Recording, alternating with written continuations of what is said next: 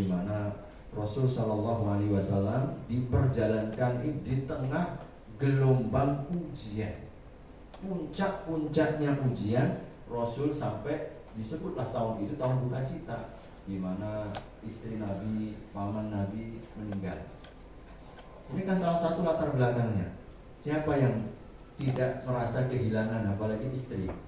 Kalau orang Jawa bilang apa? Garwo ya. Kalau orang Jawa pasti paham. Apa garwo itu? Sida dan nyowo katanya. Separuh nyawanya itu kehilangan. Ya. Ya, jangan disangka Bapak Ibu senang Pak Ustadz. Kenapa bisa melirik yang lain? Ini siapa senang? Allahu Akbar. Nyawa satunya itu hilang. Maka Nabi SAW beliau Siti Khadijah betul-betul ditambah lagi pamandanya dari usia 12 tahun Nabi bersama beliau. Abu Thalib sampai yang mengajarkan bisnis diajak ke Syam itu dengan Abu Thalib. Sampai yang melamarkan dengan Khadijah pamandanya Abu Thalib. Ketika beliau dalam perjuangan, orang-orang kafir Quraisy itu masih segan dengan Nabi. Karena apa? Abu Thalib ini termasuk tokoh yang disegani. Dan itu diakui oleh Nabi SAW. Ketika beliau masih hidup, mereka nggak berani macam-macam. Mulai semakin keras itu ketika pamandanya meninggal. Maka keduanya di tahun yang sama. Maka kita kenali dengan Amul Huzni, tahun duka cita. Disitulah Allah berkenan, Bapak Ibu sekalian, menghibur Nabi. Jadi kalau kita melihat konteksnya ini, bahwa selain bahwasanya mukjizat yang hendak Allah akan berikan kepada Nabi, juga bentuk daripada hiburan kepada Nabi. Bapak Ibu, kalau kita itu mendapatkan ujian bertubi-tubi, ya setegar apapun kita, down juga kita Pak. Iya, down juga. Saya ada jamaah ya, jamaah biasanya berada pengajian kami setiap hari Senin. Nggak menyangka putranya satu-satunya laki-laki meninggal, masih anak satu masih kecil. Sampai 2 pekan dah hadir kemarin sampai WA, Pak Ustadz gimana caranya ini? Kok menghilangkan masih nggak bisa? Ya Allah, memang begitu. Kalau kita itu ujian yang luar biasa, habis operasi lagi beliau. Memang kadang-kadang bisa saja ya manusia ini kalau nggak punya pegangan, maka momentum Isra dan Mi'raj ini boleh kita katakan bagian dari sebuah perjuangan yang dijalankan bagi seorang hamba. Karenanya hadirin jatuh, ya lebih lagi, kalah coba lagi. Setuju nggak ini? Kalau kita gagal, bangkit lagi, insya Allah. Begitulah hidup ini. Allah jadikan kehidupan untuk menguji kita. Maka ketika kita berada pada posisi jatuh, jangan sampai kita merasa lemah, hilang kendali, sampai seakan tidak ada lagi harapan. Ya, saya pernah ada seorang pemuda, masih anaknya satu kecil, istrinya juga baru satu, tapi akhirnya minta cerai. 3 kali mau usaha untuk apa? Bunuh diri. Bayangkan, masih muda anaknya, bukan tidak punya kerjaan Bapak Ibu, dia ASN, tapi kelilit utang. Ya, kelilit utang. Utang apa? Dulu karena hanya ingin memperlihatkan prestise. Saya tanya-tanya, kenapa kok sampai kelilit utang? Masih muda begini, utang ratusan juta. Ternyata dia ingin menunjukkan waktu pernikahan. Utang sampai 100 juta hanya untuk resepsi. Ketika membayar, habis uangnya. Jadi gaji bulanannya habis untuk besar pasak daripada. Maka hati-hati. Hati-hati, kadang-kadang kita hanya untuk nunjuk-nunjukkan, gak ngukur diri. Nah, di belakangnya akhirnya dia terjebak dengan judi online, dengan macam-macam. Utangnya ke sana kemari. Orang tuanya datang ke rumah sampai jam 10 malam nangis-nangis. Saya tanya aja sekali Bapak Ibu, waktu itu, kok gimana sholatmu? Gak pernah sholat. Nah, itulah kau ini. Sudahlah kita ini dalam masalah, gak punya hubungan. Hatinya ini jatuh. Ya, dia gak punya sandaran. Jadi ringkih sekali. 3 kali mau minum baygon, bayangkan ya. Kan itu gelap mata. Yang begini gak punya sandaran. Kekuatan kita satu-satunya ketika kita diuji begitu, nggak ada kecuali tumpuan kita ya Allah Subhanahu wa Ta'ala. Maka Bapak Ibu sekalian, jangan sampai kita juga belajar bahwa Nabi SAW ketika Isra Mi'raj kan beliau dalam puncak-puncaknya ujian itu diperlihatkan apa tadi? Linuriyahu min ayatina. Diperlihatkan kebesaran-kebesaran Allah. Yakinkan bahwa sebesar apapun yang kita hadapi dalam hidup itu akan terasa ringan kalau kita gunakan untuk bersujud. Kalau tidak ada lagi bahu untuk bersandar, yakinkan ada kening kita untuk tempat mengadu. Kalau sudah nggak ada bahu bersandar, tempat mengadunya nggak ada. Macam ini tadi. Ya, kasihan. Jadi oleh karenanya hadirin Rasulullah SAW hampir saja, tapi beliau kemudian diajak Mi'raj. Ya, Mi'raj, yaitu bertemu dengan Allah, berdialog dengan Allah Subhanahu wa Ta'ala, berkomunikasi dengan Allah, dihibur dengan berbagai macam kebesaran-kebesaran Allah. Hadiahnya apa? Sholat. Maka ternyata sholat itu mi'rajnya orang beriman. Kalau kita mengalami satu ujian seperti puncak ujian Nabi, ingat sholat itu adalah tumpuan kita. Maka Nabi ketika berdialog, at-tahiyyatut thayyibatus sholawatu lillah, itu ucapan Nabi ketika bertemu dengan Allah. Itu juga yang kita ucapkan waktu kita melaksanakan sholat. Maka Bapak Ibu, sholat ini beban ke atau hadiah? Hadiah atau masih beban? Kalau kita merasa beban, diajak sholat itu macam kita mau ditarik ke tiang gantungan ya. Susah betul begitu ya. Alhamdulillah kalau kantor kita ini gak kurang-kurang yang manggil ya. Terdengar gak Pak Beni? Azannya?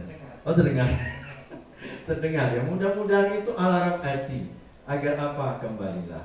Allahu Akbar, Allahu Akbar. Hayya ala shalah, hayya ala falah. Itu kan kebesaran Allah Subhanahu wa Ta'ala. Maka Bapak Ibu sekalian, kita Nabi ketika diisrakan kan ini kan, diperlihatkan tanda-tanda kebesaran Allah, bukti-bukti keperkasaan Allah. Nabi kan merasa, ya Allah rasanya kok sendiri, pada sudah banyak berdoa, tapi ujian gak semakin ringan kan.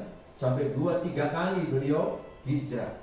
Maka ini diantara makna linuriyahu min ayatina, untuk menunjukkan kebesaran. Jadilah hati kita besar Pak. Kalau kita mengingat Allah, hati pun jadi besar. Masalah itu jadi kecil dalam kebesaran Allah. Maka kita pun sama. Ketika hati merasa kalah dalam situasi kehidupan kita, banyak-banyaklah salah satu tumpuannya sholat. Di situ kita takbir, di situ kita tasbih, di situ kita memuji, di situ kita berdoa. Maka orang kalau habis sholat insya Allah senang. Ya, ini karena hadiahnya ya. Hidup hanya satu kali, jangan sampai menua tanpa arti. Sepakat Bapak Ibu? Karenanya mari artikan hidup ini dengan amal soleh. Gajah mati meninggalkan apa? Harimau mati meninggalkan gading, belang ya. Manusia mati meninggalkan nama. Dan nama kita akan dicatat kalau kita punya amal soleh. Jangan sampai kita jadi sampah dalam kehidupan, tapi jadilah kita menambahkan sesuatu dalam hidup kita ini. Dan kehidupan kita akan panjang usianya kalau menorehkan karya-karya kebaikan. Ya, insya Allah itulah yang kita inginkan. Berjuang seperti apa? Seperti layang-layang Pak ya. Dia akan semakin terbang karena tantangan. Membuatnya semakin tinggi. Tantangan bukan dijauhi, tapi dijadikan sebagai sarana untuk semakin tinggi. Begitulah orang beriman. Orang beriman ketika menghadapi kehidupan, insya Allah penuh dengan optimisme. Kita memiliki harapan. Optimis Ya, komunis. hadirin, ini sertakan Allah ya dalam suka duka. Ini juga pelajaran dari Isra dan Mi'raj, karena kondisi yang dialami Nabi ketika Isra Mi'raj seperti ini. Diajak langsung melihat kebesaran Allah, bertemu dengan Allah. Kita nggak bisa bertemu langsung, tapi hadiahnya tadi itu. Hadiahnya, maka sertakan Allah dalam situasi apapun kita. Jadi jangan sampai tinggalkan sholat, karena itu satu-satunya sandaran kita. Alhamdulillah, kita bersyukur ya. Kita ketika memahami Bapak Ibu sekalian, merasakan bahwa hadiah terbesar bukan lagi beban ya, tetapi sesuatu yang sangat luar biasa bagi kita dalam hidup. Jangan lepas sahabat yang baik.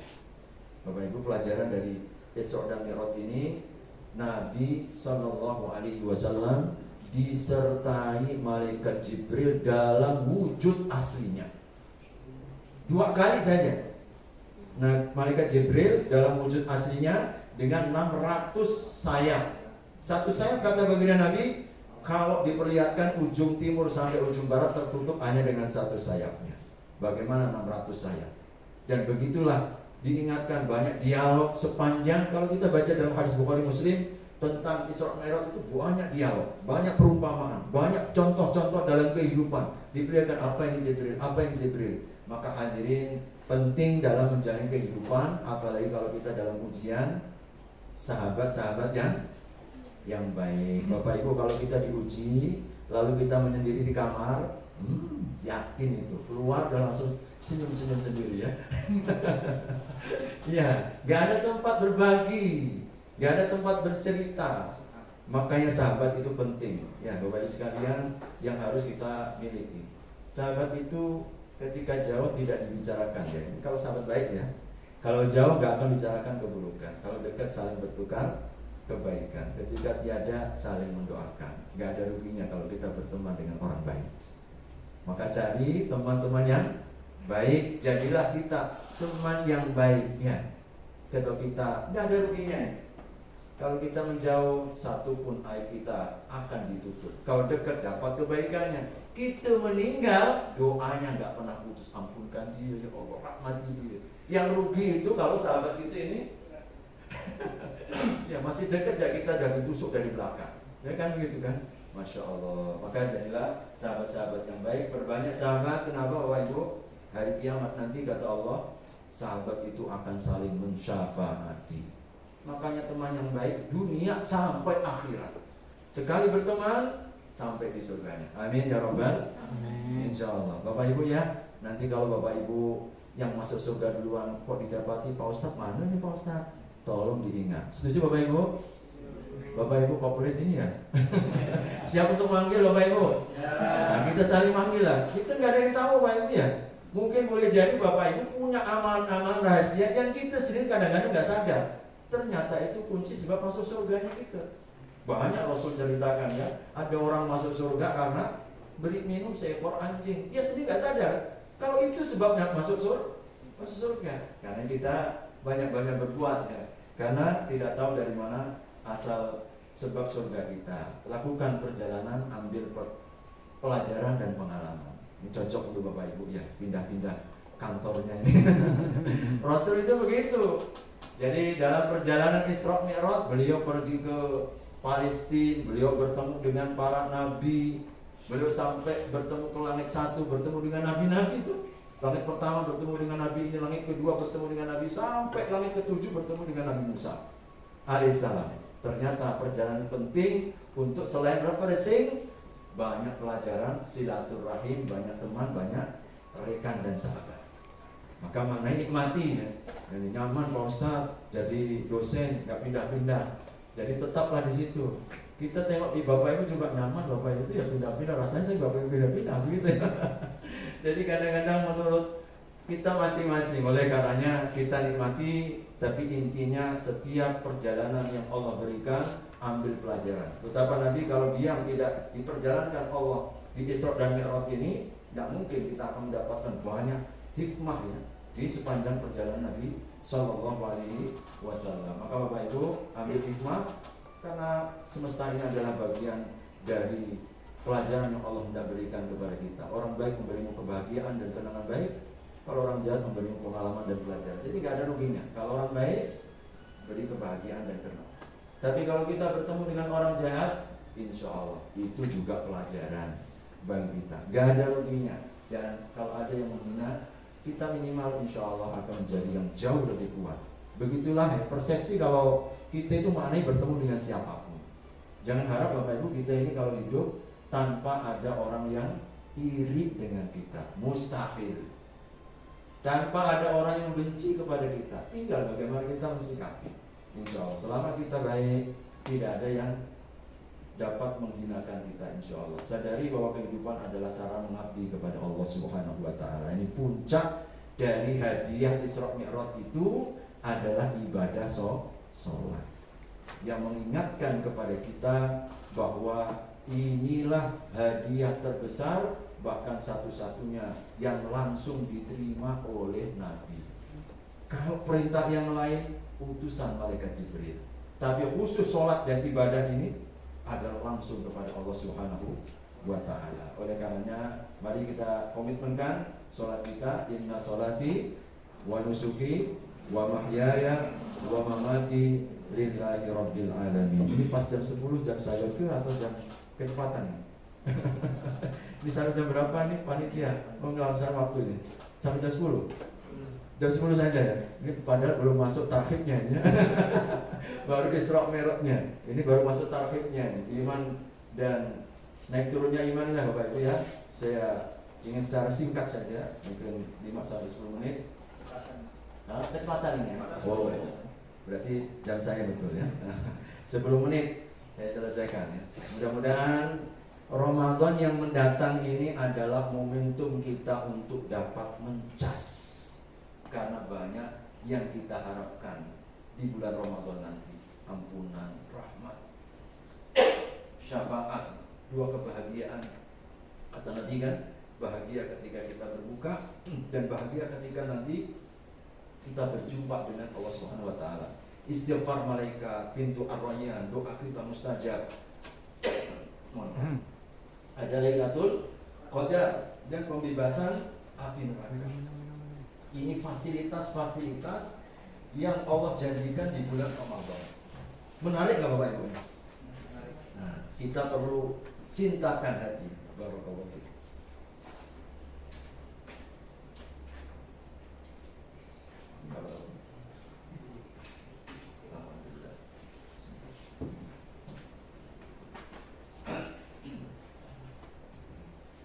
Maka Ramadan harus menjadi momentum bagi kita tahun baru rohani. Jadi kalau kita tahun baru Masehi kita itu kelahiran ya, kita lahir tahun ini bulan ini. Tapi tahun baru rohani kita itu Ramadan. Maka ini yang kita perlukan, dan Allah Subhanahu wa ta'ala menghadiahkan kita ini cas yang begitu luar biasa, dukungan yang begitu banyak tadi itu, memberikan kesan kepada kita apa? Agar semuanya kita sukses. Tidak akan kita dapatkan di momen-momen yang lain, agar betul-betul kita menjadi la'allakum tattaqun. Maka Bapak Ibu, kita mesti mengambil apa? Momentum ini, karena waktunya super singkat. Disebut oleh Allah ayyam ma'dudah, sekali masuk tiba-tiba dah mau akhir. Belum lagi juga amalannya kita mesti harus cerdas, karena amalan yang singkat ini waktunya terbatas. Oleh karena itu jangan sampai kita yang dimaksudkan oleh Nabi masuk Ramadan tapi kita tidak mendapatkan bagian sedikit pun daripada ampunan. Nah, ini diperlukan komitmen dan kesadaran kita. Rata-rata orang gagal itu kan apa? Gagal mempersiapkan. Rata-rata itu. Kegagalan itu rata-rata kita kurang mempersiapkan. Maka pertama, menjelang bulan Ramadan ini banyak-banyak hantarkan dengan doa. Apa Bapak Ibu? Banyak-banyak kita ini berdoa. Salah satu doanya ini nanti kalau pas masuk bulan, Allahumma, hadisnya ini hadis langsung diajarkan nanti, Allahumma ahillahu alaina bil yumni wal iman wassalamati wal islam ila khairin wa rushdin rabbi wa rabbukallah. Begitulah Nabi yang mengajarkan kita. Ketika masuk bulan baru, ini tidak saja bulan Ramadan, di bulan-bulan hijriah apapun, termasuk lebih-lebih di bulan Ramadan. Ya Allah, datangkan bulan ini masuk bil yumni, penuh dengan keberkahan. Yumun itu artinya berkah. Berkahi kami di bulan ini, iman kami, keselamatan kami, Islam kami, kebaikan kami, petunjuk kami. Subhanallah. Ini hantarkan dulu dengan doa. Dan juga ini doa yang disampaikan juga oleh beberapa sahabat, layak untuk dihantarkan agar kita semakin termotivasi. Allahumma, sama-sama Bapak Ibu, Allahumma salimni ila Ramadan wa sallim li Ramadan wa tasallamhu minni mutaqabbalan. Ini para ulama salafus saleh suka ini. Ya Allah, antarkan aku. Kita itu minta antarkan untuk sampai ke Ramadan.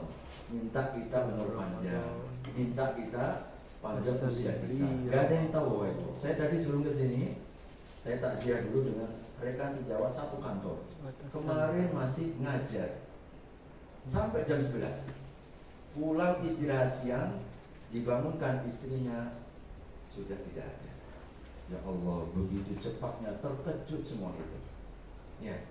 Maka hadirin kita minta ini, antarkan aku ke Ramadan, artinya panjangkan umurku, sampaikan lagi ya Allah, berikan kesempatan lagi ya Allah. Wasallim li Ramadan, antarkan Ramadan kepadaku, saling mendekat kita. Dan terimalah amal-amalku di bulan Ramadan. Wa tasallamu minni mutaqabbala. Maka menjelang Ramadan ini banyak-banyak kita berdoa seperti ini, dan doa itu harapan Bapak Ibu. Allah tergantung harapan kita. Kalau berharap baik, Allah akan berikan kebaikan. Tapi kalau kita nggak ada harapan sama sekali, Allah tahu ini nggak perlu yang bagus sepertinya, nggak perlu dikasih, dikasih mati duluan. Auzubillah jadi kan. Maka kita mohon kepada Allah Subhanahu wa Ta'ala, hantarkan Ramadan dengan doa, rasakan kebahagiaan. Nah, menjelang bulan Ramadan begini, kita cintakan ini, agar kita tertarik, agar kita merasakan hadirin kebahagiaan. Bapak Ibu, kita itu kalau bekerja dalam kebahagiaan semangat. Tapi kalau belum, kita ini kalau bekerja dalam keadaan terpaksa, beratnya luar biasa. Maka tidak ada satu di antara nikmat yang Allah berikan selain dipanjangkan umur kita di bulan Ramadan. Dan ini termasuk di antara ini ya, kita itu dianjurkan oleh Allah kalau dapat anugerah, kalau dapat rahmat, kita bergembira, ya. Qul bi fadlillahi wa bi rahmatihi fabidzalika falyafrahu huwa khairun mimma yajma'un. Maka hadirin, rasakan kebahagiaan. Mari kita mulai lihat-lihat, baca-baca nih, baca ayat-ayat tentang Ramadan. Kaji ayat 183 sampai 187 surat Al-Baqarah. Baca kembali hadis-hadis tentang Ramadan agar menunjukkan ketertarikan kita. Nah, yakinkan hadirin Bapak Ibu, mari kita menjelang Ramadan ini bahwa Ramadan ini adalah hadiah terindah untuk akhirat kita. Ya, dunia akan kita tinggal, akhirat ini yang kita songsong. Peluang, kesempatan, pahala tidak terbatas dari ampunan, rahmat, syafaat, semuanya kita dapatkan beberapa hari waktu ke depan. Maka orang yang merasakan ini adalah bagian dari hadiah akhirat akan memanfaatkan. Jadi tidak seperti hari-hari biasanya. Bisa jadi ini adalah Ramadan terakhir kita, betul? Tidak ada yang bisa menyangka. Bayangkan, boleh jadi ini adalah Ramadan perpisahan kita. Saya yakin Bapak Ibu, kalau andai kata Allah beritahu kita nanti umurmu sampai maghrib, kira-kira sholat zuhur kita nanti gimana itu ya? Paling khusyuk kali, langsung minta izin pamit Pak, mau khatamkan Quran. Berapa kali dari zuhur sampai maghrib? Allahu Akbar. Maka Bapak Ibu sekalian, mari ini kita rasakan. Boleh jadi kita tidak ada yang tahu, tapi minimal ketika kita punya azam, punya niat, Allah akan sampaikan nanti sesuai dengan niat kita itu. Tekad harus menjadi Ramadan terbaik. Siap Bapak Ibu? Siap Bapak Ibu? Insya Allah. Tapi suaranya masih lemah ini ya. Belum panas ini ya. Siap Bapak Ibu, insya Allah? Insya Allah. Selasa Ramadan pertama kita. Maksudnya apa nih Pak Ustaz? Kita akan tunjukkan di hadapan Allah Ramadan 1446 Hijriah yang paling istimewa, paling berkesan. Tidak seperti dulu-dulunya. Mungkin kita lakukan rutinitas saja, tapi kita harus istimewakan. Maka rencanakan. Mari, ini hanya sekedar contoh. Rencanakan dari sekarang, buat seperti ini. Apa yang ingin kita raih di bulan Ramadan, prestasi-prestasi diri kita, baik ibadah, mungkin ibadah ini contoh-contoh ibadah saja ya, atau mungkin juga kualitas diri kita, hubungan kita dengan keluarga, hubungan kita dengan sesama. Kalau misalkan kita masih kurang sabar, jadikan Ramadan momentum kita untuk melatih kesabaran. Nah, mudah-mudahan semua kalau kita maknai seperti ini, betul-betul Ramadan itu akan memiliki nilai yang berbeda. Insyaallah, mudah-mudahan Allah berikan umur panjang, selamat menikmati jamuan Ramadan. Mudah-mudahan Ramadan kita insyaallah Ramadan penuh barokah, dan insyaallah akan menjadikan salah satu momen terbaik kita meningkatkan kualitas iman dan ketakwaan. Amin ya rabbal alamin. Wallahu taala alam. Pas jam 10 tepat di jam saya. Mudah-mudahan ada manfaatnya, kurang lebihnya mohon maaf. kalau ada silap kata maupun juga yang tidak berkenan, jangan disimpan di dalam hati. Mudah-mudahan kita bisa bertemu lagi di lain kesempatan dalam silaturahim insyaallah. Amin ya rabbal alamin. Aku qouli hadza wa astaghfirullah wa billahi taufiq wal hidayah. Assalamualaikum warahmatullahi wabarakatuh. Waalaikumsalam warahmatullahi wabarakatuh. Boleh kasih tepuk tangan kepada Ustaz Haji.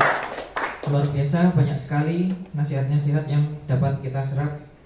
Alhamdulillah, terima kasih atas materi yang telah disampaikan.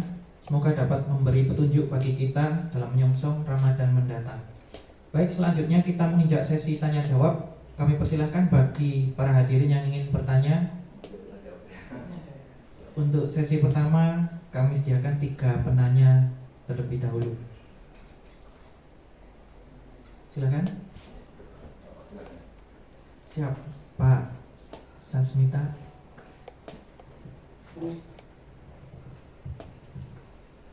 Terima kasih. Assalamualaikum warahmatullahi wabarakatuh. Terima kasih Pak Ustadz. Jadi paparannya sangat luar biasa, Pak. Kemudian dari paparan-paparan tadi ada sebenarnya ada pertanyaan yang ingin saya ajukan, Pak. Jadi memang peristiwa Isra Mi'raj ini peristiwa yang hanya bisa kita yakini secara iman, karena memang di luar kebiasaan kan seperti itu, Pak.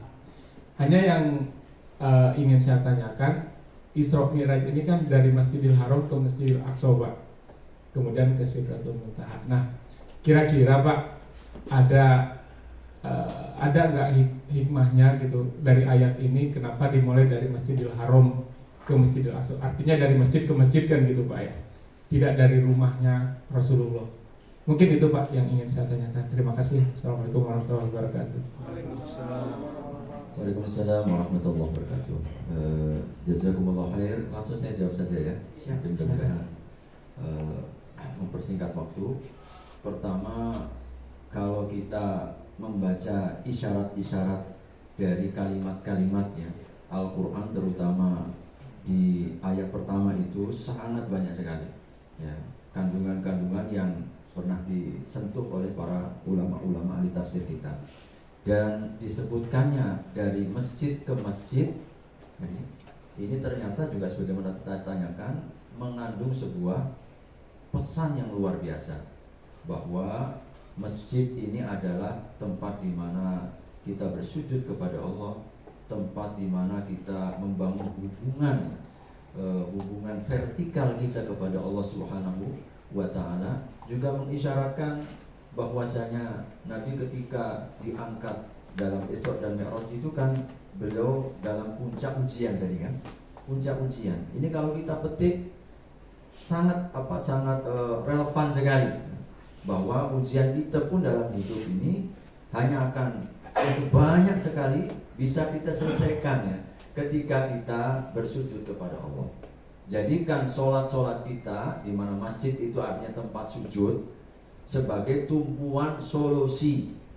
Nabi dalam beberapa riwayat itu, kalau beliau sedang mengalami satu tekanan batin, beliau mengatakan kepada sahabat Bilal, "Wahai Bilal, tolong rehatkan aku dengan sholat." Jadi ternyata sholat itu menjadi tempat peristirahatan, cara Nabi untuk mencari solusi, mendapatkan kekuatan. Kekuatan mungkin tidak solusi secara langsung, tetapi melalui sholat kita itu kita mendapatkan energi yang akhirnya dengan kekuatan itu kita dibimbing untuk mendapatkan jalan keluar. Itu yang penting, karena di setiap masalah dalam kehidupan itu pasti ada pesan, pelajaran, hikmah. Allah tidak menzalimi kita, tapi Allah hendak memberikan sesuatu di dalam kehidupan kita ini. Maka Bapak Ibu sekalian, ini juga satu masjid ya, jadi tempat sujud. Itu juga menjadi isyarat bahwasanya poros di antara di dalam kehidupan ini yang jangan sampai kita lupakan adalah hubungan kita dengan Allah, dan juga menjadikan masjid itu sebagai basis dalam kehidupan. Nabi ketika sampai ke kota Madinah, yang pertama kali hampir di setiap Nabi ketika singgah di Kuba, ya, beberapa hari sebelum masuk ke kota Madinah, yang dibangun masjid. Nabi ketika mulai masuk ke kota Madinah, yang pertama kali ketika semua menarik-narik, biarkan untaku sedang diperintahkan. Setelah untanya duduk di situ, Nabi mengatakan, ini masjidku. Yang disebut adalah masjid terlebih dahulu. Maka pilar peradaban itu dimulai dari masjid. Karena disitulah sandaran utama kita dalam menjalankan roda kehidupan kita. Kemudian juga isyarat tentu hadirin, kenapa Masjidil Haram dan Masjidil Aqsa? Karena ini adalah masjid tertua di permukaan bumi. Masjid pertama kali belum ada tempat ibadah apapun adalah lalladzi bi Bakkah. Inna awwala baitin wudi'a lin-nasi lalladzi bi Bakkah mubaraka wa hudan lil alamin. Awal juz yang keempat, surat Al-Imran ya. Disebutkan sesungguhnya tempat ibadah pertama di permukaan ini, bumi ini adalah di Bakkah, yaitu Mekah hari ini. Silakan kalau kita baca tafsirnya itu, semenjak Nabi Adam sudah turun temurun, makanya Nabi mengatakan tidak ada satupun Nabi kecuali semuanya pernah tawaf. Ketika Nabi sedang tawaf, di atas ontanya Nabi sambil mengatakan, sungguh seakan aku masih melihat Nabi Musa mengelilingi. Beliau itu membayangkan itu, Nabi Musa mengelilingi Ka'bah ini, karena memang adalah tempat pertama kali. Disebutkan dalam beberapa tafsir bahwasanya ketika Nabi Adam diturunkan ke bumi, beliau tahu kalau di langit itu ada tempat ibadah namanya Baitul Ma'mur, yang dikelilingi oleh para malaikat setiap harinya 70.000 masuk dan tidak akan keluar. Maka Allah Subhanahu wa ta'ala dengan izinnya sebagai tempat ibadah memerintahkan untuk diletakkan di bumi seperti apa? Seperti Ka'bah atau yang disebut Baitul Ma'mur. Kata Ibnu Abbas mengatakan, kalau andai kata ada batu dilemparkan jatuh, maka porsi sama persis. Ka'bah itu persis dengan Baitul Ma'mur di langit ke-7. Kalau di langit ke-7 yang tawaf adalah malaikat, kalau di bumi yang bertawaf adalah manusia. Semuanya tawaf. Ketika kita tawaf itu hadirin Bapak Ibu, coba kita bayangkan, kita tawafnya sama seperti tawafnya planet-planet semuanya. Kita tawafnya kan begini kan? Semua planet juga begitu putarannya. Ternyata juga putaran itu putaran yang ada di langit. Silahkan nanti dicek, sholat 1 rakaat itu adalah 360 derajat. Maka ketika kita 1 rakaat itu 1 kali putaran. Yang tidak sholat berarti dia orang asing di tengah putaran semua makhluknya. Yang besar, yang kecil, sampai partikel paling kecil namanya proton dan neutron itu putar, Pak. Semuanya berputar. Maka itu adalah satu isyarat kepada kita, bersyukur kita dengan petunjuk yang maha dahsyat ini. Maka ini adalah masjid isyarat untuk itu. Karena pertama kali masjid dibina adalah Masjidil Haram. Yang kedua adalah Masjidil Aqsa. Nabi ditanya oleh sahabat, wahai Rasulullah, berapa jarak lama antara Masjidil Aqsa dibangun setelah Masjidil Haram? 500 tahun. 500 tahun. Maka ini menunjukkan isyarat bahwa Masjidil Aqsa itu adalah tempat para nabi. Dan ketika Nabi sebelum dimirajkan mengimami seluruh para nabi dengan izin Allah Subhanahu wa taala, yang hari ini masih terjajah ya, maka ini juga menjadi tanggung jawab kita. Bahwasanya itu bukan milik orang Palestina saja, tapi menjadi isyarat bahwa kepentingan Masjidil Aqsa, kepentingan daripada bumi Palestina, di mana di sana adalah bumi para nabi. Hampir semua nabi di sana. Hampir semua nabi. Sebut siapa nabi pun, yang nabi-nabi dari Arab itu kan sedikit, Pak. Nabi Soleh, Rasulullah Muhammad SAW, siapa lagi? Nabi Yusuf. Nabi Yusuf pun akhirnya beliau di Palestina akhirnya kan. Jadi rata-rata di Palestina, maka bumi para nabi. Jadi itu juga menjadi isyarat bagi kita untuk mari kita mengurus, memperhatikan masjid ya, sebagai salah satu simbol ya, hubungan kita kepada Allah Subhanahu wa taala. Allah taala alam. Masih ada? Silakan. Ada 2. Silakan Pak. Terima kasih Pak Ustadz Didik. Jadi tadi salah satu hikmah dari Isra Mi'raj adalah adanya perintah untuk melaksanakan sholat 5 waktu, dan dengan sholat itu juga bisa mencegah untuk melakukan perbuatan keji dan mungkar. Namun kadang kita di dalam sholat itu mungkin pengaruh nafsu ya, jadi masih ada juga melakukan perbuatan-perbuatan yang mungkin kurang berkenan. Namun kadang kita juga kalau pas sholat malam itu kadang lebih khusyuk, merasa lebih dekat kepada Allah. Jadi bagaimana sholat kita itu, baik sholat 5 waktu maupun sholat sunnah maupun doa-doa kita, zikir kita itu bisa diterima dari Allah, dan itu juga bisa salah satu dari manfaat kita untuk diselamatkan dari bala, bencana dan juga kesusahan-kesusahan tadi yang diceritakan Pak Ustaz, anak muda tadi, sehingga mendapatkan rezeki yang tak terduga, mendapatkan berkah dan keselamatan, karena Allah juga menyampaikan bahwa tidak akan memberikan beban kepada manusia tidak melebihi dari kemampuan dari manusia tersebut. Demikian Pak Ustaz, terima kasih. Assalamualaikum warahmatullahi wabarakatuh.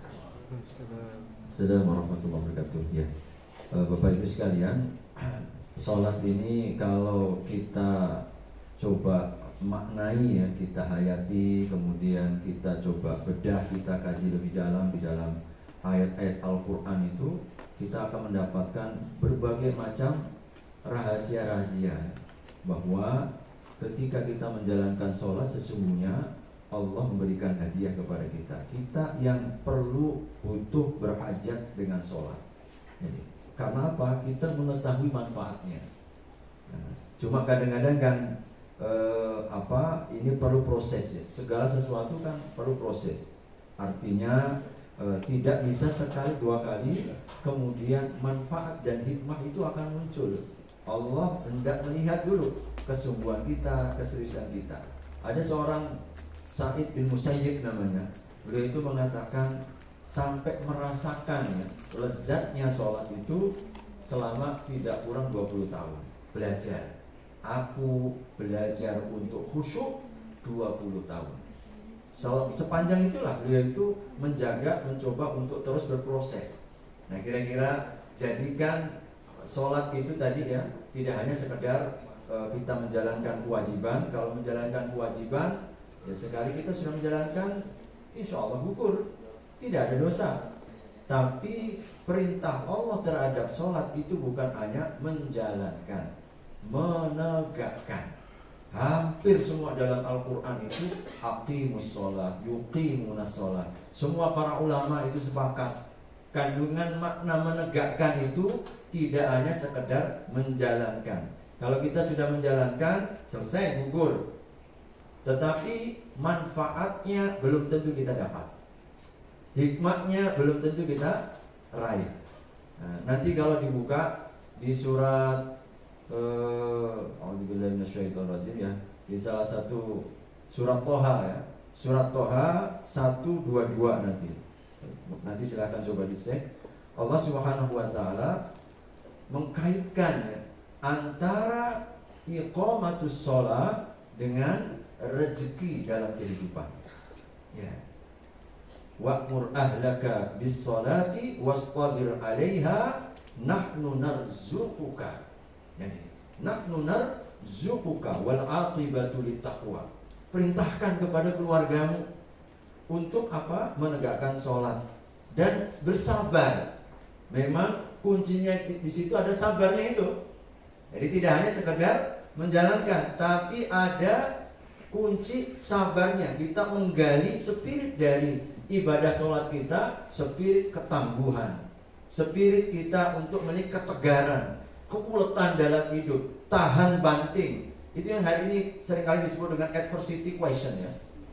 Yaitu apa? Kecerdasan daya tahan kemalangan. Kan ada intellectual question, ada emotional question, ada juga spiritual question, kecerdasan spiritual, ada juga yang disebut dengan daya tahan kemalangan, adversity question.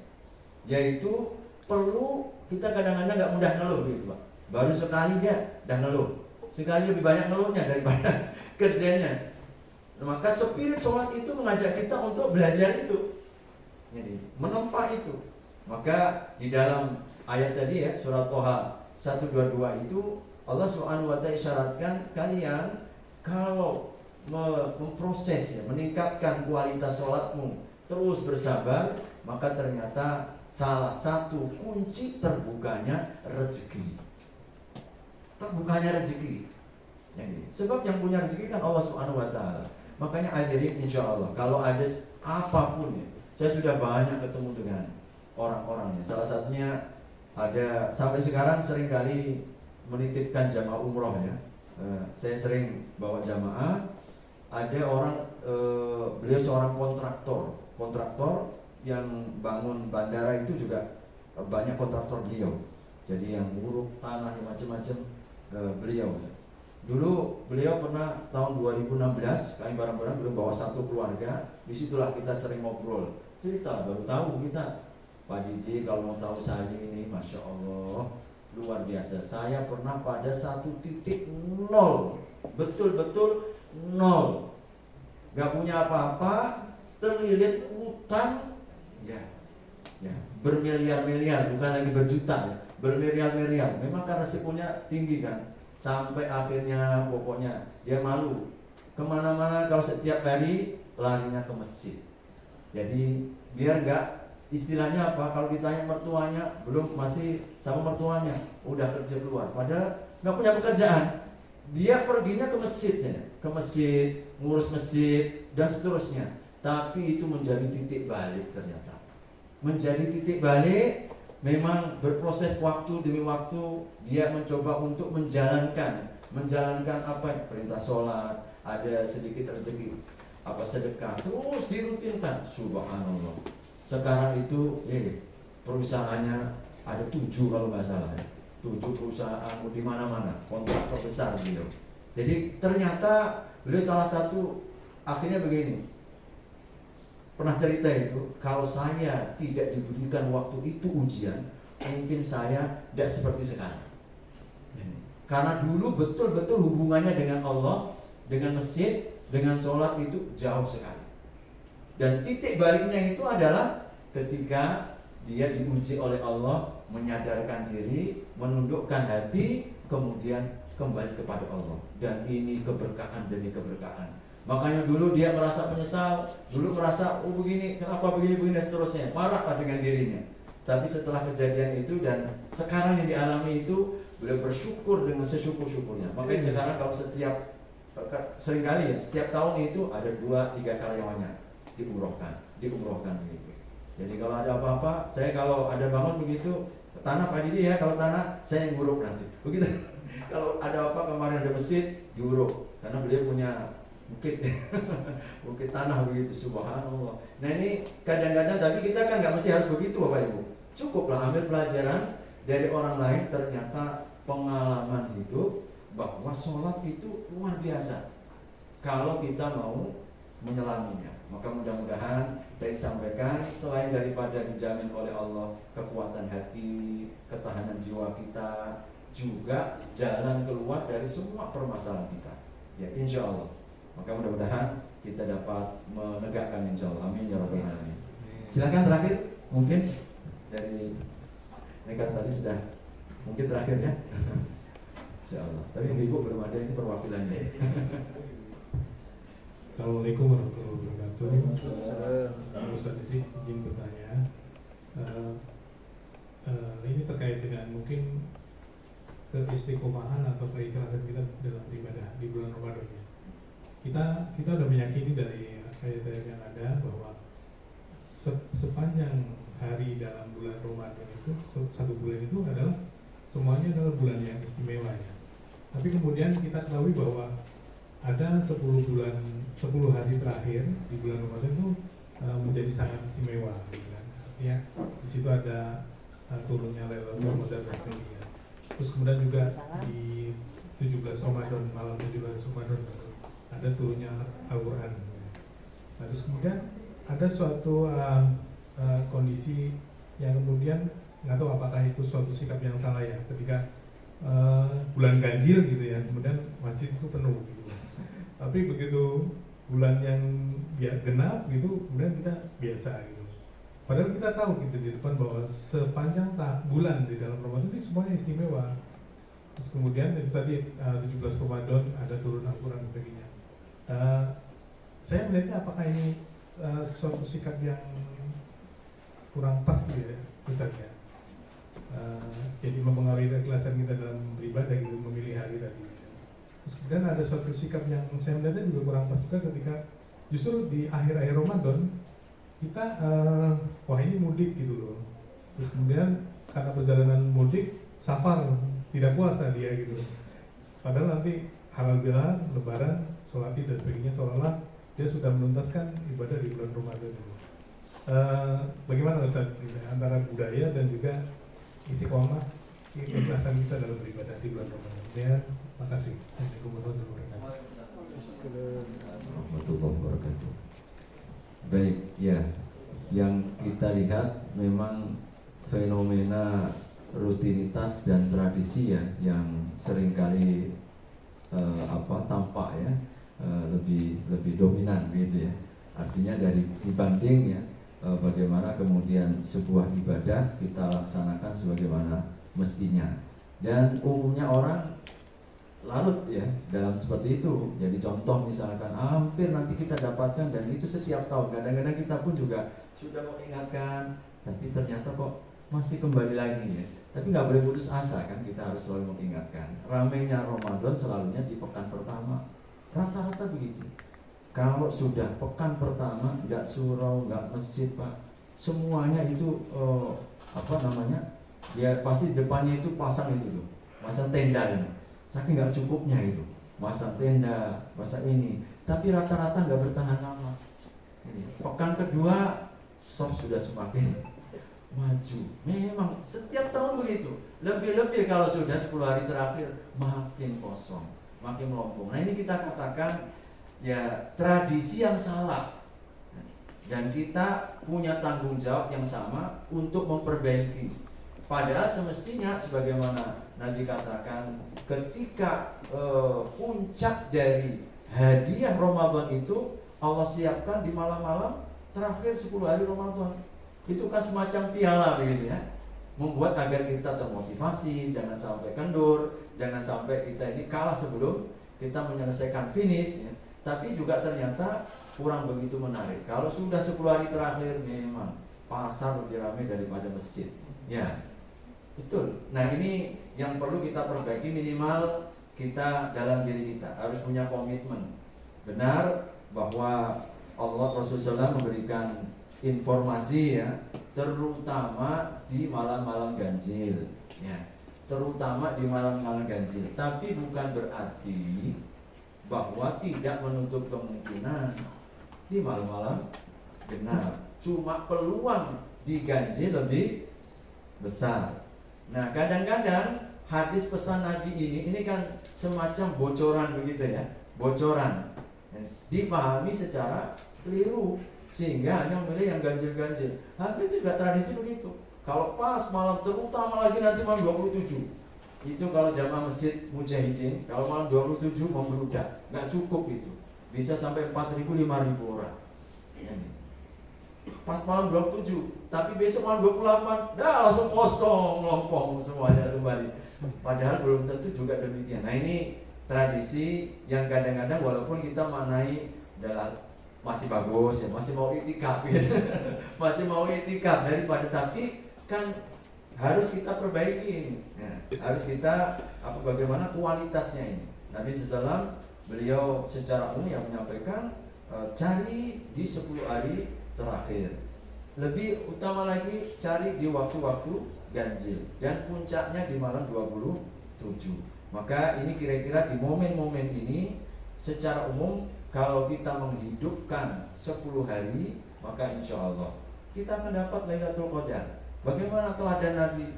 Ternyata Nabi nggak pilih-pilih, nggak pilih-pilih 27, 24, 23, 21, enggak.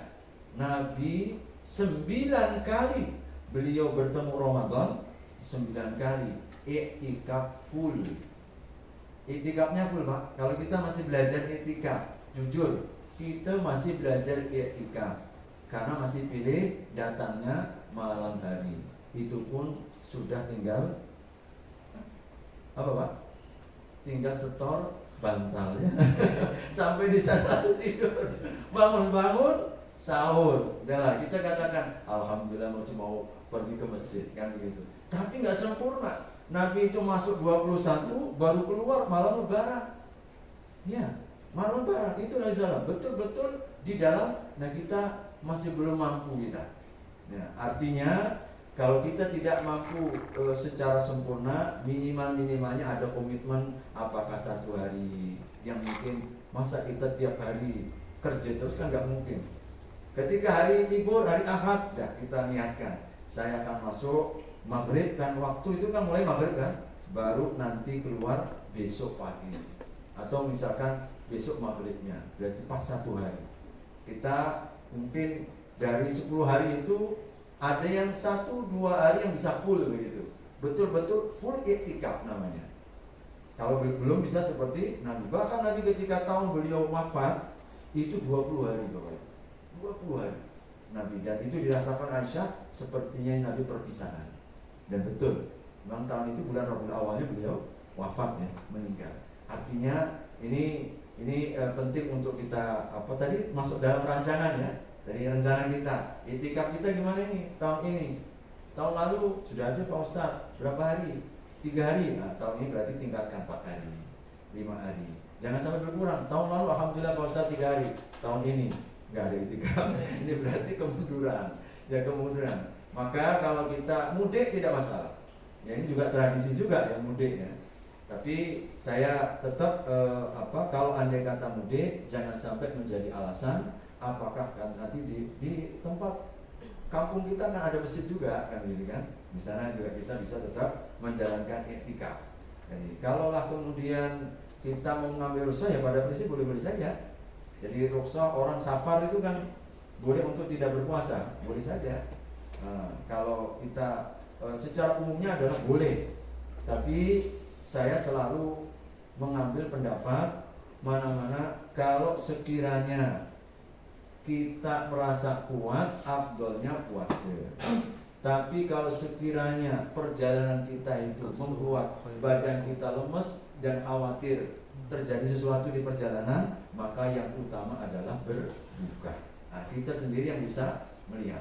Nah, jadi melihat. Makanya para ulama itu mereka mengatakan begini, kalau andai kata kita tahu hari ini mau puasa ini, mau puasa, kita niat, tidak boleh kita dari langsung karena kita hari ini akan pergi langsung sarapan saja. Di rumah kita ada sarapan begitu, itu nggak boleh. Ini karena bolehnya kalau sudah diperjalankan, saya mau perjalankan belum terjadi perjalanan. Kan dalam Al-Quran itu, faman kana minkum maridhan au ala safarin, perjalanan itu sudah dijalankan. Makanya kita harus jalan dulu, baru di tengah perjalanan silahkan kalau mau ambil keringanan, itu yang betul. Jadi belum baru niat perjalanan, udah sarapan 1 piring kita di rumah. Nah ini salah prakteknya, yang banyak juga begitu. Kan belum perjalanan, kan baru niat perjalanan. Sama juga kalau kita jamak itu kan, para ulama itu lakukan dulu perjalanan, baru kita jamak di situ. Jadi belum perjalanan dimulai, udah jamak duluan di rumah. Nah itu belum boleh karena ilatnya itu ya, bolehnya kita melakukan mendapatkan keringanan itu belum kita lakukan. Jadi begitu ya. Saya kira kalau kita ada niat untuk iktikaf, maka silahkan disiasati ya, bagaimana mudiknya, bagaimana ininya, agar tidak juga mengurangi ya, daripada kualitas puasa kita ya. Jadi saya sepakat ya, kalau andai kata misalkan tiba-tiba tadi itu ya, pokoknya alasan kepergian mudik lalu buka saja begitu, padahal belum dicoba kan begitu kan. Makanya para ulama dalam Al-Quran itu, orang yang buka puasa karena perjalanan itu wajibnya adalah qadha, bukan bayar fidyah. Faman kana minkum maridhan aw ala safarin fa iddatum min ayyamin ukhra. Barang siapa yang sakit dan juga yang dalam perjalanan, baginya adalah hari-hari yang lain. Kenapa? Ini untuk menutup celah orang kaya yang hartanya banyak, duitnya banyak, dia nanti pergi terus ya, bayar fidyah terus, berapapun dia bayar kan bisa, tidak bisa. nggak diterima. Bukan fidyah. Kalau kita dalam perjalanan harus mengqadha hari yang lain. Jadi kalau kita lepas sekarang nggak mau berpuasa, nanti lepas Ramadan tetap juga ada kewajiban gitu ya. Yang fidyah itu ibu-ibu menyusui, melahirkan, orang tua yang sudah tidak mampu lagi berpuasa, nah itu baru fidyah ya. Kalau kita masih seger ya, karena perjalanan qadha nanti. Gitu ya, wallahu taala a'lam bishawab. Assalamualaikum warahmatullahi wabarakatuh. Waalaikumsalam warahmatullahi wabarakatuh.